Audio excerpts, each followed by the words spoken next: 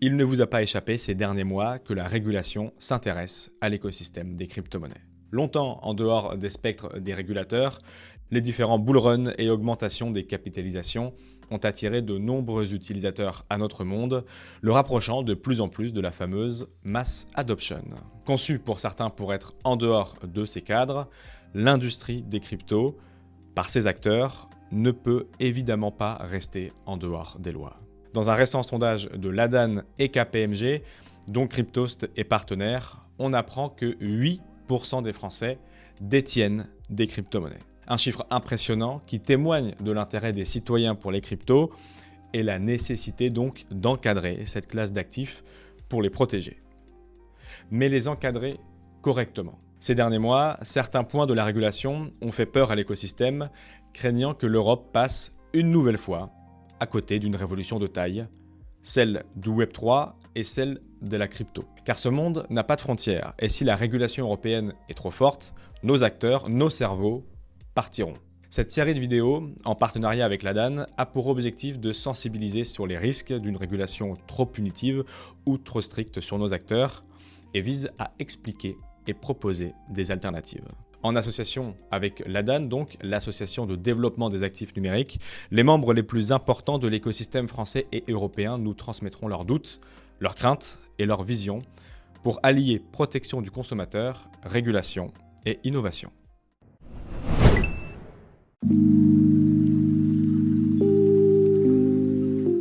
Dans cette vidéo, nous allons voir comment le projet de règlement MiCA peut impacter l'écosystème et l'industrie des NFT. Pour rappel, on vient de le voir, donc MiCA est une réglementation pour les activités financières sur crypto-actifs, qui plus est, qui s'adresse aux activités donc centralisées. Et là, ça pose problème car les NFT ne sont pas une classe d'actifs homogène, mais une technologie qui regroupe des cas d'usage totalement différents, y compris et surtout non financiers. Il faut donc veiller à ce que MiCA ne déborde pas sur ces activités qui n'ont pas lieu d'être encadrées par des activités qui ne sont pas financières. Les NFT sont aujourd'hui en partie utilisés pour des applications financières, mais ce n'est clairement pas la majorité des cas d'utilisation, d'autant que pour rappel, cette technologie n'est qu'un certificat d'authenticité sur blockchain qui peut servir à beaucoup de choses, notamment dans l'art et aussi dans le suivi de marchandises par exemple. C'est le cas d'Honest, la société Honest, cofondée par Quentin Debochen, qui va dans quelques minutes nous parler de sa solution et de comment cette réglementation, si elle est appliquée telle qu'elle, peut impacter l'industrie et son entreprise. Honest, c'est 20 personnes qui travaillent à temps plein, 6 grands groupes partenaires dont Cdiscount et un usage très clair. Le NFT sert de transmission dans la chaîne de transport logistique pour que lorsque les différentes personnes, les différents maillons de la chaîne qui font suivre le colis puissent se donner le NFT comme une patate chaude afin de s'assurer que le colis est bien arrivé à destination sans problème. Donc totalement en dehors des applications financières que MiCA souhaite encadrer. Alors pour nous en particulier, il n'y aurait aucun sens à ce que les NFT rentrent dans cette classe d'actifs, surtout pour ce que nous on fait, où les NFT sont juste un objet technique dans un système d'échange et de transfert de responsabilité. On se retrouverait dans une complexité absolument absurde en faisant passer des objets techniques pour des objets financiers. Les NFT sont tous considérés comme des actifs financiers. Or, s'il n'y a pas de discernement autour de ces technologies, ça reviendrait à dire quelque part qu'une carte de fidélité ou un certificat de garantie, une preuve d'achat pour un produit, doit répondre aux mêmes exigences qu'un titre financier en termes de conservation, en termes de traitement. De manière générale aussi, le NFT qui s'appelle Non-Fungible Token, mais qui au final est surtout un objet digital rare, qui peut prendre des tonnes de formes, n'est pas juste un actif financier. On parle trop souvent de spéculation autour des NFT qui représentent des créations digitales, alors qu'en réalité, la plupart des NFT qui sont en circulation et qui sont créés sont relatifs à d'autres types d'applications. En particulier, chez Ariani, on travaille avec de nombreuses marques pour leur permettre d'utiliser les NFT comme un outil de relation client sans intermédiaire.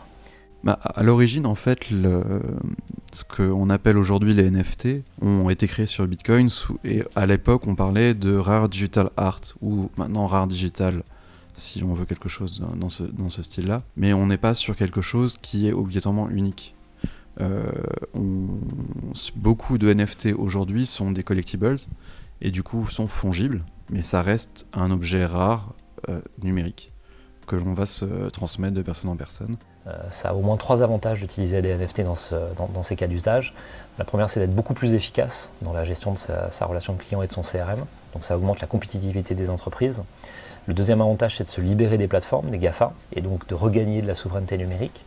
Et enfin, c'est mieux respecter les données de ses clients, tout simplement en ne les conservant pas et en utilisant les NFT pour créer ce lien. Pour des cas d'usage qui peuvent aller de la logistique à l'art, aux jeux vidéo, etc.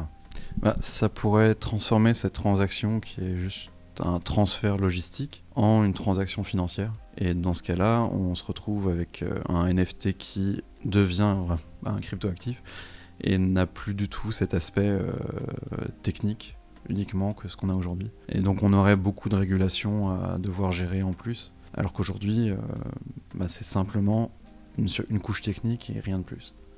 L'art en soi, avec les NFT, n'est pas toujours, ce n'est pas la spéculation, c'est juste comme on pouvait l'avoir avant, où je vais éditer une photo en 10 exemplaires, je vais éditer cette œuvre numérique en 10 exemplaires. C'est un nouveau moyen de partager une œuvre d'art, mais de manière numérique. Et de manière générale, le NFT, en fait, que l'on peut définir comme un objet numérique rare, a des utilités qui sont extrêmement diverses, parce que justement on peut avoir cette fonctionnalité de rareté dans le numérique. Et la fonctionnalité financière, même si aujourd'hui elle paraît énorme, reste une petite partie de ce que ces objets vont pouvoir donner en fait comme usage à l'avenir. Aujourd'hui, on est très bien positionné en France pour saisir cette opportunité historique de s'affranchir des plateformes. En particulier, l'industrie du luxe est une des toutes premières à avoir commencé à adopter ce nouveau paradigme technologique. Et il y a tout un écosystème qui est en train de naître de ces usages, avec évidemment beaucoup d'emplois à la clé pour la France et pour l'Europe.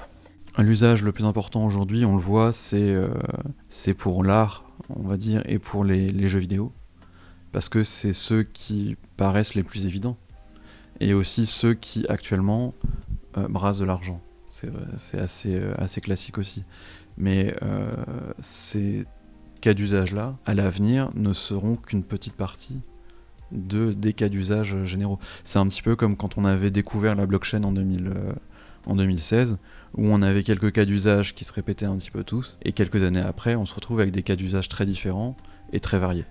Et donc ça signifie que ces développements et ces technologies se feraient en dehors d'Europe, là où les circonstances pour pouvoir les développer seraient plus alignées finalement avec ceux qui les utilisent. En particulier aux US, puisque les VC américains ont levé plus de 20 milliards de dollars pour investir dans le Web3.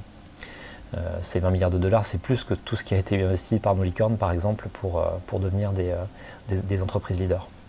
Donc il y a une urgence aujourd'hui à bien comprendre les usages, surtout à bien différencier des usages qui sont des usages parfaitement financiers, qui peuvent avoir lieu autour des NFT, par rapport à des usages qui sont des usages qui vont transformer des industries et qui vont nous rendre plus compétitifs et qui vont nous permettre de regagner de la souveraineté numérique. Les NFT sont un concept technologique. Il ne s'agit pas d'une classe d'actifs homogène qu'il ne faut pas traiter de la même façon. Par conséquent, il faut pouvoir exclure les NFT, et en particulier les NFT non financiers de MiCA. MiCA doit se concentrer sur l'encadrement des activités financières, et il n'est pas possible de pouvoir réguler les activités sur des parcelles de métaverse, sur des objets d'art numérique de la même façon. Il faut pouvoir donner le temps à cette réflexion, et pour ça, le rapport de la Commission européenne qui a été proposé est certainement le bon véhicule pour y penser.